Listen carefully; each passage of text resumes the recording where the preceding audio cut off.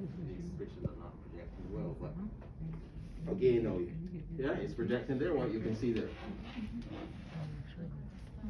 Again, remember you can see an X-ray, but always qualify it. You look, cause you're seeing some dye wear. Where's the dye? In the which system? Urinary system, right? Yeah, urinary system. So what do you call that investigation now? Huh? Pardon me? Well, KUB is actually a plain X-ray. Yeah, thing like that, right? So you see dye now. So if you have dye, yeah, so you have to put that. Yeah, you have to put that in because you're seeing the contrast. Yeah, and look and see. What are you seeing on the left that you're not seeing on the right? Staghorn calculus. Pardon me?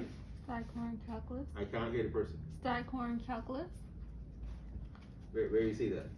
On the left, the upper part. Are you sure? What are you seeing? What are you seeing there? I mean, you're seeing. It looks like it's branching. You're seeing dye, right? Right. The dye is outlining calyces of the pelvis. Agree? Calyces, pelvis, urethra. Agree? You see dye in the bladder, right? Well, you don't see anything over there. Oh. No, don't say that. So that means if you're not seeing, see, that's what I'm saying. You need probably to come closer. These pictures are not the best pictures, but you're not seeing anything over there. So if you're not seeing anything over there, what I hint you? I mean, you at least you said one just now. You said that it may not be the other one. You might have a patient might only have one kidney, right? But the other thing, if the patient, if I say this, because remember the history, remember come exam day, the examiner going to give you a history, whether he has one kidney or if he has two kidneys. So let's assume this patient has two kidneys and you're not seeing the right one. What that tells you? Or Higgs say a blockage. Yeah. So I mean that is okay. I mean because obviously you can't see anything, right? Yeah. So what's the other thing the patient could have as well? The patient has that kidney is not working, right? Because remember you've given the contrast intravenously. Right. It's supposed to come into showing me both. You're not seeing it on that side, but if you look carefully, actually you can see some stones right there. Yeah, but I mean it's not projecting well, right? So obviously its blocked kidney is not functioning because of some renal stones in the kidney. Right? And it's not a good picture to show you that, but I mean obviously it's if you look carefully you can see them there. Yeah.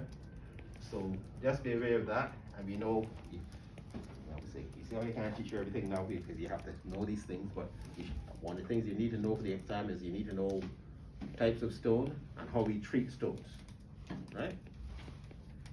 So know the types of stone to treat stones, and you know you can vary from, obviously when a patient comes in and he's septic or febrile and you can't take him to surgery right away, you have to do interim or temporary procedures.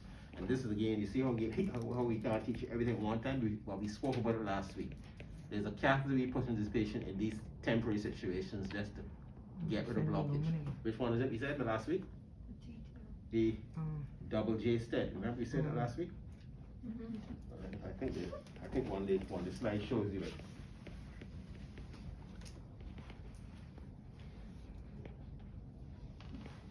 Yeah. See stones there and on the right side. The urethra will come back to that, but I just want to show you that stent. Multiple stones. Right there. You see the double J stent there? Yeah. See. Remember with our pigtail one that has a hook on the top to hook into the pelvis upstairs and the bladder downstairs that keeps it in place. So you can do that as a temporizing thing when the patient comes in is not fit for definitive surgery. You put that in because you want to get rid of the blockage. And once that is settled down, obviously you're going to put the patient on antibiotics. Once that is settled down, then you can do the definitive way of getting rid of stones. And what are some of those ways we get rid of stones? You ever hear of Eschwall? You know how you do lithotripsy, where we blast the stone, we use ultrasound to break up the stones and let it pass as sand. Yeah? Or remember the good old surgical way, right? What's the good old surgical way? Cutting it out. Yeah. So you can cut, don't forget, remember that some parts of the world they ain't got done these things, so that's what they have to do. So you can either physically do surgery the old way, or you can do it endoscopically, whereby you go through the urethroscope, you go through the ureter, and you can do the same principles. You can, if it's small enough, you can extract it, or obviously you can crush it up there, or you can blast it with the ultrasound, turn it into sand, and it will wash out. Yeah. So all various ways you can do it. Yeah. The other. Yeah. So when you finish. The other way how you can also do it is, so let's go back now. When a patient comes in, if you don't have the technique whereby you can put that double J stent in endoscopically, you can put it in percutaneously. Yeah, by putting it through your body and put it into the kidney and down into the calyces and down into the bladder. Or you can do it from the other way, yeah, through the penis, or if the woman, yeah, and you put it up. So you can do it either from an antegrade or retrograde technique. And as I said, the way how you will do it definitively is physically taking it out. Obviously that is archaic now, but it's still, if you don't have these techniques, that's the technique you have to use, or you can blast it either endoscopically or crush it endoscopically to remove it. Yeah? I was reading about ureteral catheters. That's the same thing? Pardon me? Ureteral catheters. That's the same thing? Ureteral catheter. Well, that is a type of ureteral catheter, Oh, okay. not urethra. No, Ureteral catheter. Yes, that's a type, and you can see it's used as a temporizing thing.